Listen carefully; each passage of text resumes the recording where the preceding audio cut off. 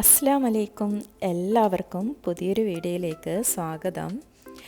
ഇന്ന് നല്ലൊരു അടിപൊളി മട്ടൻ ബിരിയാണീൻ്റെ റെസിപ്പി ആയിട്ടാണ് ഞാൻ വന്നിട്ടുള്ളത്. അപ്പോൾ നിങ്ങളെല്ലാവരും ബിരിയാണി ഉണ്ടാക്കുന്നവരാണെന്ന് അറിയാം, എങ്കിലും പലരും പല രീതിയിലായിരിക്കും ബിരിയാണിയൊക്കെ തയ്യാറാക്കിയെടുക്കുന്നത്. ഇതെൻ്റെ ഒരു ഫേവററ്റ് ബിരിയാണി കൂടിയാണ്. അപ്പോൾ ഈ ബിരിയാണിയിൽ ടേസ്റ്റിന് വേണ്ടി ഞാൻ എന്താണ് ചെയ്തിട്ടുള്ളത് എന്നൊക്കെ ഈ വീഡിയോയിൽ ഞാൻ നിങ്ങളായിട്ട് ഷെയർ ചെയ്യാൻ പോകുന്നുണ്ട്.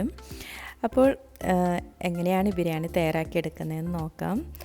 അപ്പോൾ അതിന് മുമ്പായി എന്നും പറയുന്ന പോലെ തന്നെ എൻ്റെ വീഡിയോ ആദ്യമായിട്ട് ആണ് നിങ്ങൾ കാണുന്നതെങ്കിൽ ഒന്ന് സബ്സ്ക്രൈബ് ചെയ്ത് സപ്പോർട്ട് ചെയ്യണം. അതുപോലെ തന്നെ ഈ ബിരിയാണി റെസിപ്പി ട്രൈ ചെയ്ത് നോക്കി ഇഷ്ടപ്പെടുകയാണെങ്കിൽ അത് മറ്റുള്ളവരിലേക്കും ഒന്ന് ഷെയർ ചെയ്ത് കൊടുക്കണം. അപ്പോൾ ഇതെങ്ങനെയാണ് തയ്യാറാക്കിയെടുക്കുന്നത് നോക്കാം. അതിന് എന്തൊക്കെ സാധനങ്ങളാണ് വേണ്ടതെന്ന് നോക്കാം. ഇതിലേക്കായി ഞാൻ ആദ്യം 1 കിലോ മട്ടനാണ് എടുത്തിട്ടുള്ളത്. ഇതുപോലെ എല്ലോട് കൂടിയിട്ടുള്ള മട്ടനാണ്.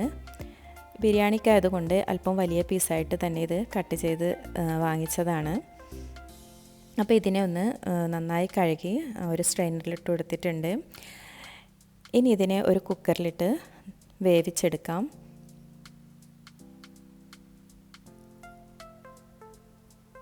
ഇനി ഇതിലേക്ക് അല്പം ഉപ്പ് ചേർത്ത് കൊടുക്കാം.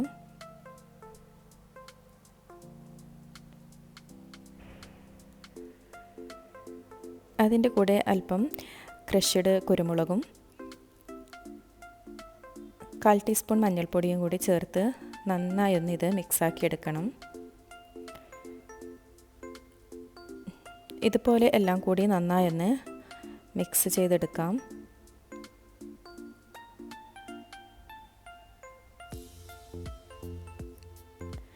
ഇനി ഇതിലേക്ക് 1/2 ഗ്ലാസ് വെള്ളം കൂടി ഞാൻ ഈ ഒരു ഗ്ലാസ്സിൽ ചേർത്ത് കൊടുക്കുന്നുണ്ട്. ഇത്രയും വെള്ളം മതി. ഈ മട്ടനിൽ നിന്ന് തന്നെ വെള്ളം വേവുന്ന സമയത്ത് ഇറങ്ങി വരും. ഇനി ഇതിനെ ഒരു 4 വിസിൽ വരുന്നത് വരെ ഞാനൊന്ന് വേവിച്ചെടുക്കുന്നുണ്ട്. അത് വേവുന്ന സമയം കൊണ്ട് നമുക്ക് ബിരിയാണിയിലേക്കുള്ള ഉള്ളി ഫ്രൈ ചെയ്തെടുക്കാം. അതിനായി ഒരു പാനിൽ അല്പം ഓയിലൊഴിച്ച് ചൂടായി വരുമ്പോൾ അതിലേക്ക് 2 മീഡിയം സൈസ് ഉള്ളിയാണ് ഞാൻ ഇതുപോലെ കട്ട് ചെയ്തിട്ട് കൊടുക്കുന്നത്. ഇനി ഇത് നന്നായി ഒന്ന് വഴറ്റി ഫ്രൈ ചെയ്തെടുക്കണം. അപ്പോൾ ഇത് മാത്രമേ കുറച്ച് പണിയുള്ള കാര്യമുള്ളൂ. കാരണം ഇത് ലോ ഫ്ലെയിമിലിട്ട് വേണം ഈ ഉള്ളി ഇങ്ങനെ ഫ്രൈ ചെയ്തെടുക്കാൻ. ഫ്ലെയിമൊന്നും കൂട്ടി വെച്ച് ചെയ്യരുത്, എല്ലാം കരിഞ്ഞു പോകും. അപ്പോൾ ഇതുപോലെ കൈയെടുക്കാതെ ഇങ്ങനെ ഇളക്കി കൊടുത്ത് ലോ ഫ്ലെയിമിൽ വെച്ച് നന്നായി ഒന്ന് ഫ്രൈ ചെയ്തെടുക്കാം. അങ്ങനെ ഇപ്പോൾ ഉള്ളിയെല്ലാം നന്നായി ഫ്രൈ ആയി വന്നിട്ടുണ്ട്. ഇനി ഇതിനെ ഒരു പാത്രത്തിലേക്ക് കോരിയെടുക്കാം. ഈ ഒരു കളറിലാണ് ഫ്രൈ ചെയ്തെടുക്കേണ്ടത്. ഈ ഒരു ഉള്ളിയുടെ മണവും ഇതൊക്കെയാണ് ബിരിയാണിക്ക് നല്ലൊരു ടേസ്റ്റ് കിട്ടുന്നത്. അങ്ങനെ ഉള്ളിയൊക്കെ ഞാൻ ഫ്രൈ ചെയ്തെടുത്ത് മാറ്റി വെച്ചിട്ടുണ്ട്. ഇനി നമുക്ക് മസാല തയ്യാറാക്കാൻ വേണ്ടിയിട്ടുള്ള സാധനങ്ങളാണിത്. 2 മീഡിയം സൈസ് സവാള എടുത്തിട്ടുണ്ട്. അതോടൊപ്പം ഇഞ്ചി, പച്ചമുളക്, വെളുത്തുള്ളി, മല്ലിയില, പുതിനയില, ഒരു 2 തക്കാളി, ഇത്രയും സാധനങ്ങളാണ് ഞാൻ എടുത്തിട്ടുള്ളത്. അപ്പോൾ ഇതൊക്കെ മസാലയ്ക്ക് വേണ്ടിയുള്ള സാധനങ്ങളാണ്. ഇനി ഇത് നേരത്തെ ഉള്ളി ഫ്രൈ ചെയ്തെടുത്ത ഓയിലാണ്. അതൊരു പാനിലേക്ക് ഒഴിച്ചു കൊടുക്കാം. ഈ പാനിലാണ് ഞാൻ മസാല തയ്യാറാക്കിയെടുക്കുന്നത്. അതോടൊപ്പം തന്നെ 1 ടേബിൾ സ്പൂൺ നെയ്യും കൂടി ചേർത്ത് കൊടുക്കുന്നുണ്ട്. നെയ്യൊക്കെ നിങ്ങൾ ആവശ്യത്തിനനുസരിച്ച് ചേർത്ത് കൊടുക്കാം. ഞാനിപ്പോൾ 1 ടേബിൾ സ്പൂണേ ഇട്ട് കൊടുക്കുന്നുള്ളൂ. ഇനി ഇതിലേക്ക് അല്പം ഹോൾ സ്പൈസസും കൂടി ഇട്ട് കൊടുക്കാം. ഗ്രാമ്പൂ, ഏലക്ക, പട്ട, 1/2 ടീസ്പൂൺ പെരുംജീരകവും ചേർത്ത് കൊടുക്കുന്നുണ്ട്. ഇനി ഇതെല്ലാം ഒന്ന് റോസ്റ്റായി വരുന്ന സമയത്ത് ഇതിലേക്ക് കട്ട് ചെയ്ത് വെച്ച 2 ഉള്ളി കൂടി ഞാൻ ചേർത്ത് കൊടുക്കുന്നുണ്ട്. ഇതിൽ മസാലക്ക് ഉള്ളിയൊക്കെ നിങ്ങൾ ആവശ്യത്തിനനുസരിച്ച് ചേർത്ത് കൊടുക്കാം. ഞാനിപ്പോൾ ഇത്രയും മസാല എനിക്ക് ആവശ്യമുള്ളതുകൊണ്ടാണ് 2 മീഡിയം സൈസ് സവാള എടുത്തിട്ടുള്ളത്.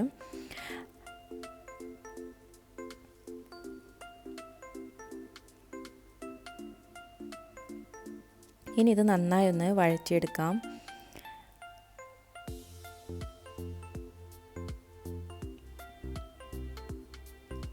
ഇനി ഇതിലേക്ക് ഇഞ്ചിയും വെളുത്തുള്ളിയും പച്ചമുളകും കൂടി ചതച്ചത് ഇട്ട് കൊടുക്കുന്നുണ്ട്. മിക്സിയുടെ ജാറിലിട്ടൊന്ന് ചതച്ചെടുത്തതാണ്. അപ്പോൾ അതും കൂടി ഇതിലേക്ക് ഇട്ട് കൊടുക്കാം. ഇപ്പോൾ ഉള്ളിയൊക്കെ ഏകദേശം ഒന്ന് വാടി വന്നിട്ടുണ്ട്.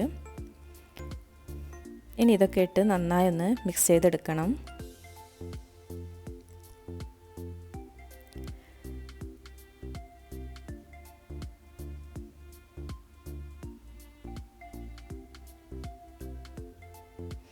അതിൻ്റെ റോ സ്മെല്ലൊക്കെ മാറുന്നത് വരെ ഇതുപോലെ ഒന്ന് വഴറ്റിയെടുക്കാം. ഇനി ഇതിലേക്ക് 2 ടൊമാറ്റോ ഞാൻ അരച്ചെടുത്ത് ചേർക്കുന്നുണ്ട്.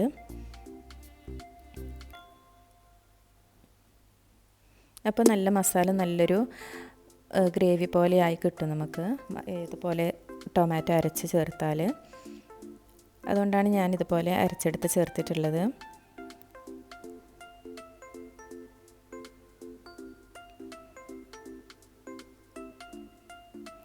ഇനി ഇതിലേക്ക് 2 ടേബിൾ സ്പൂൺ മല്ലിപ്പൊടി ഇട്ട് കൊടുക്കാം.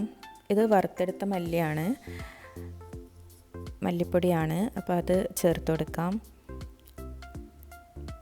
1/4 ടീസ്പൂൺ മഞ്ഞൾപ്പൊടിയും കൂടി ഇട്ട് കൊടുക്കുന്നുണ്ട്. ഇത് ഹോം മെയ്ഡ് ഗരം മസാല പൊടിയാണ്, അതും കൂടി ഇട്ട് കൊടുക്കാം. ഇതിലേക്ക് വേറെ ബിരിയാണി മസാലപ്പൊടിയൊന്നും ചേർത്ത് കൊടുക്കുന്നില്ല. ഇത്രയും പൊടികൾ മാത്രമേ ചേർത്ത് കൊടുക്കുന്നുള്ളൂ. അപ്പോൾ ഹോം മെയ്ഡ് മസാലപ്പൊടിയൊക്കെ ഇട്ട് കൊടുക്കുകയാണെങ്കിൽ നല്ലൊരു ടേസ്റ്റ് ആയിരിക്കും നമ്മുടെ ബിരിയാണിക്ക്. ഇനി ഇത് നന്നായി ഒന്ന് മസാല വഴറ്റിയെടുക്കാം. ഈ സമയം ഇതിലേക്ക് ആവശ്യത്തിനുള്ള ഉപ്പ് ചേർത്ത് കൊടുക്കാം. മസാലയിലേക്ക് ഇതുവരെ ഉപ്പ് ചേർത്തിട്ടില്ല. അപ്പോൾ ഈ സമയം ഉപ്പ് ചേർത്ത് കൊടുത്ത് വീണ്ടും ഒന്ന് ഇളക്കിയെടുക്കണം.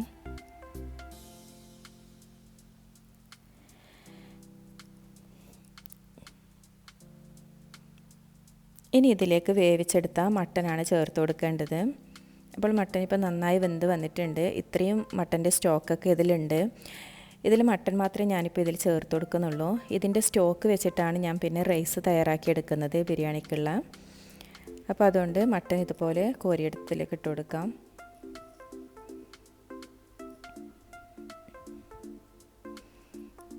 അങ്ങനെ ഇപ്പോൾ മട്ടൻ്റെ പീസുകളൊക്കെ ഞാൻ ഇതിലേക്ക് ഇട്ട് കൊടുത്തിട്ടുണ്ട്. അപ്പോൾ ഇത്രയും സ്റ്റോക്ക് ബാക്കിയുണ്ട് മട്ടൻ്റെ.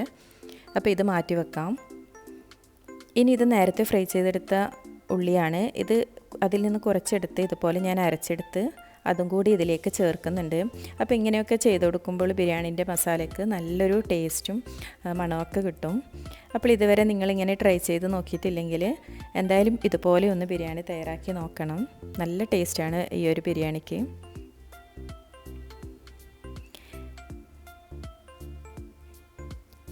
ഇനി ഇത് നന്നായി ഒന്ന് ഇളക്കി എടുക്കണം. മട്ടൻ പീസിലേക്ക് മസാല പിടിക്കുന്നത് വരെ ഇതുപോലെ ഒന്ന് ഇളക്കി കൊടുക്കാം.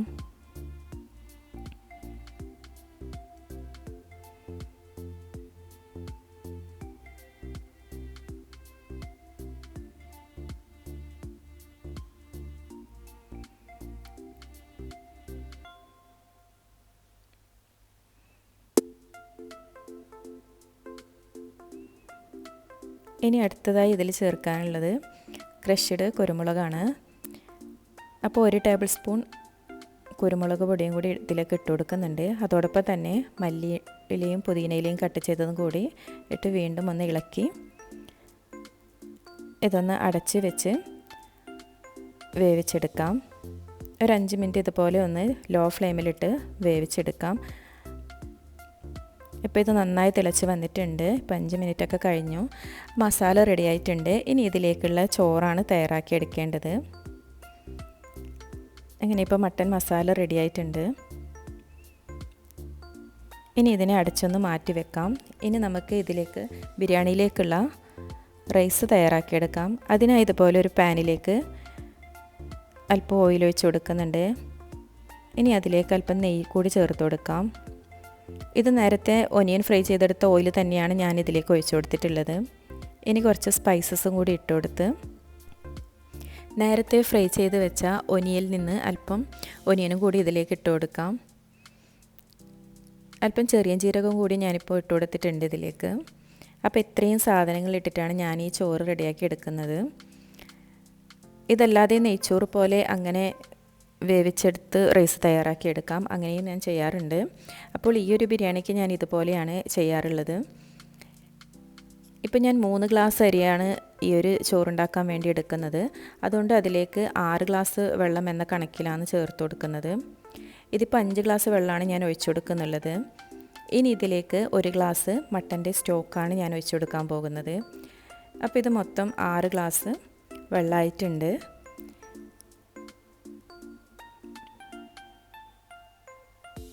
ഇനി ഇതിലേക്ക് ആവശ്യത്തിനുള്ള ഉപ്പും കൂടി ഇട്ട് കൊടുക്കാം. ഇതൊന്ന് അടച്ച് വെച്ച് തിളക്കുന്നത് വരെ വെയിറ്റ് ചെയ്യാം. അങ്ങനെ ഇപ്പം അരിക്കുള്ള വെള്ളം നന്നായി തിളച്ച് വന്നിട്ടുണ്ട്. ഇനി ഇതിലേക്ക് കഴുകി മാറ്റി വെച്ച ജീരകശാല റൈസാണ് ഇട്ട് കൊടുക്കുന്നത്. ഈ ജീരകശാല അരിയിലാണ് ഞാൻ ഇന്നത്തെ ബിരിയാണി തയ്യാറാക്കിയെടുക്കുന്നത്. ജീരകശാല റൈസിൽ എല്ലാവർക്കും അറിയാമല്ലോ, ബിരിയാണി ഉണ്ടാക്കിയാൽ നല്ലൊരു ടേസ്റ്റാണ്. അങ്ങനെ ഇപ്പം അരിയൊക്കെ ഇട്ട് കൊടുത്തിട്ടുണ്ട്. ഇനി ഇത് ഫ്ലെയിം നന്നായി കുറച്ച് വെച്ച് വേവുന്നത് വരെ ഒന്ന് വെയിറ്റ് ചെയ്യാം. ഫ്ലെയിം കൂട്ടി വെക്കാൻ പാടില്ല, പെട്ടെന്ന് തന്നെ വെള്ളം ഡ്രൈ ആയി പോവും, ചോറ് വേവാത്ത ഒരവസ്ഥയും ആവും. അതുകൊണ്ട് ഫ്ലെയിം നന്നായി കുറച്ച് വേണം വെക്കാൻ.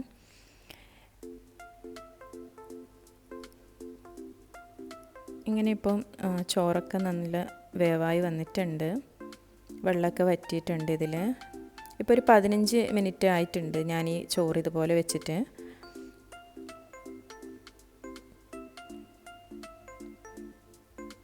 ചോറ് നല്ല കറക്റ്റ് വേവായി വന്നിട്ടുണ്ട്. ഫ്ലെയിം ഓഫ് ചെയ്യാം.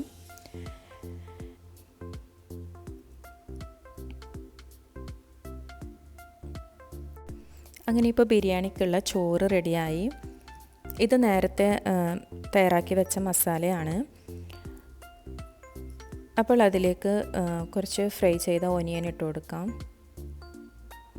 ഇനിയിപ്പോൾ അടുത്ത സ്റ്റെപ്പ് ദം ചെയ്തെടുക്കലാണ് ബിരിയാണി. ഇതാണ് ഇതിൻ്റെ ലാസ്റ്റ് സ്റ്റെപ്പ്. അപ്പോൾ ഞാൻ ഈ ദം ചെയ്തിട്ടുള്ള ബിരിയാണിയാണ് ഇന്ന് തയ്യാറാക്കി എടുക്കുന്നത്. ഇനി മസാലയിലോട്ട് ചോറ് ഇതുപോലെ ഇങ്ങനെ ഇട്ട് കൊടുക്കാം. ഇതുപോലെ ഇങ്ങനെ കുറച്ച് കുറച്ചായി ഇട്ട് ഒന്ന് നിരത്തി എടുക്കണം. മസാലയിൽ എല്ലായിടത്തും ആകുന്നത് വരെ ഇതൊന്ന് കവർ ചെയ്തെടുക്കണം ഈ ചോറ്.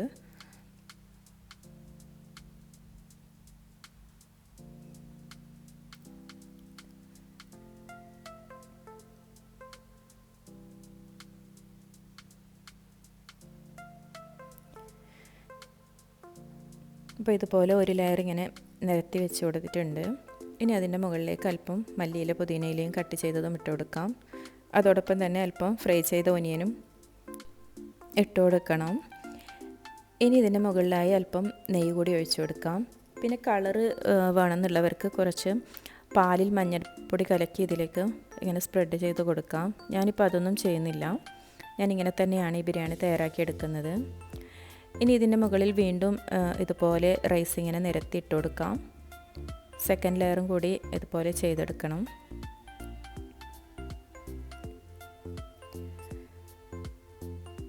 അങ്ങനെ ഇപ്പം റൈസൊക്കെ ഫുള്ളായിട്ട് ഞാനിതിൽ ഇട്ട് കൊടുത്തിട്ടുണ്ട് മസാലയ്ക്ക് മുകളിൽ. ഇനി നേരത്തെ ചെയ്തതുപോലെ തന്നെ അല്പം നെയ്യ് ഒഴിച്ച് കൊടുക്കാം ആദ്യം.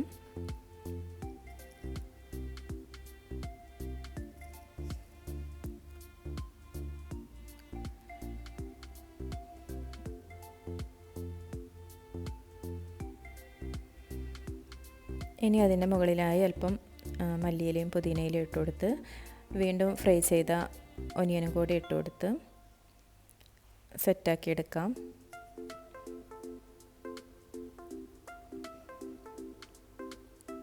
അപ്പോൾ ഇതൊക്കെ ഇട്ട് കൊടുത്ത് ദം ചെയ്തെടുക്കുമ്പോൾ ബിരിയാണിക്ക് നല്ലൊരു സ്മെല്ലൊക്കെ കിട്ടും. ഇനി ഇതിൻ്റെ മുകളിൽ ഫോയിൽ വെച്ച് ഇതുപോലെ കവർ ചെയ്തെടുക്കുന്നുണ്ട്. ഇതുപോലെ നല്ല ടൈറ്റിലാക്കി വെച്ച് കൊടുത്തിട്ട് അതിന് മുകളിലായി മുടി വെച്ച് അടച്ച് നന്നായി ഒന്ന് ദം ചെയ്തെടുക്കണം. വളരെ ചെറിയ ഫ്ലെയിമിലിട്ട് വേണം ദം ചെയ്തെടുക്കാൻ. ഒരു 15 മിനിറ്റ് വരെ ഞാൻ ഇതുപോലെ വെക്കുന്നുണ്ട്. അങ്ങനെ ഇപ്പോൾ 15 മിനിറ്റ് കഴിഞ്ഞിട്ടുണ്ട്. നമ്മുടെ റൈസ് എന്തായെന്ന് നോക്കാം.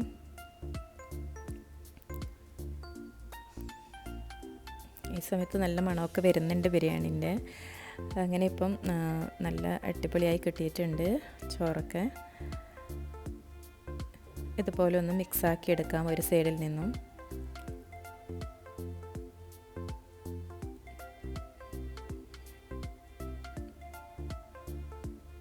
ഇനി ഇതിനെ ഒരു പാത്രത്തിലേക്ക് ഞാൻ സെർവ് ചെയ്യാൻ പോവുകയാണ്. എല്ലാം ഇതുപോലെ ഒന്ന് മിക്സാക്കി എടുത്തതിന് ശേഷം നമുക്കിതിനെ ഒരു പ്ലേറ്റിലേക്ക് മാറ്റിയെടുക്കാം. അങ്ങനെ നല്ല അടിപൊളി മട്ടൻ ദം ബിരിയാണി റെഡി ആയിട്ടുണ്ട്. അപ്പോൾ ഈ ഒരു റെസിപ്പിയിലൂടെ ഞാൻ ഉണ്ടാക്കുന്ന മട്ടൻ ബിരിയാണിയുടെ സീക്രട്ടൊക്കെ എന്താണെന്ന് പറഞ്ഞിട്ടുണ്ട്. അപ്പോൾ ഇതുപോലെയൊക്കെ എങ്ങനെയാണ് ഞാൻ മട്ടൻ ബിരിയാണിയൊക്കെ തയ്യാറാക്കിയെടുക്കുന്നത്. അപ്പോൾ ഇങ്ങനെ ചെയ്ത് നോക്കുമ്പോൾ നല്ലൊരു ടേസ്റ്റൊക്കെ കിട്ടുന്നുണ്ട് ബിരിയാണിക്ക്. അപ്പോൾ നിങ്ങൾ ഇതുവരെ ഇങ്ങനെ ചെയ്ത് നോക്കിയിട്ടില്ലെങ്കിൽ എന്തായാലും ഇതുപോലെ ഒന്ന് ട്രൈ ചെയ്ത് നോക്കണം. എന്നിട്ട് നിങ്ങൾക്ക് ഇഷ്ടപ്പെടുകയാണെങ്കിൽ നിങ്ങളുടെ ഫീഡ്ബാക്കൊക്കെ കമൻറ്റിലൂടെ അറിയിക്കുകയും വേണം. അപ്പോൾ നല്ലൊരു അടിപൊളി മട്ടൻ ബിരിയാണി ആണിത്. എന്തെങ്കിലും ഫംഗ്ഷനും കാര്യങ്ങളൊക്കെ ഉണ്ടാകുമ്പോൾ നിങ്ങൾക്ക് ഇതുപോലെയൊക്കെ ചെയ്തെടുക്കാം. അങ്ങനെ ഒരുപാട് ഇൻഗ്രീഡിയൻസ് ഒന്നുമില്ല, വളരെ പെട്ടെന്ന് തന്നെ തയ്യാറാക്കിയെടുക്കാം ഇത്.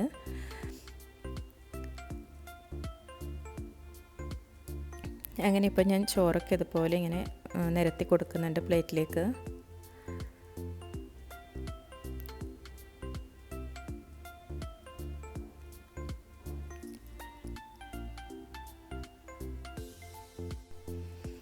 ബിരിയാണിൻ്റെ മുകളിൽ അല്പം ഫ്രൈ ഒനിയനും മല്ലിയിലൊക്കെ കട്ട് ചെയ്ത് ഇട്ട് കൊടുത്ത് ഇതുപോലെ ഞാൻ ഗാർണിഷ് ചെയ്തെടുക്കുന്നുണ്ട്. അപ്പോൾ ഇന്നത്തെ ബിരിയാണി റെസിപ്പി ഇത്രയേ ഉള്ളൂ.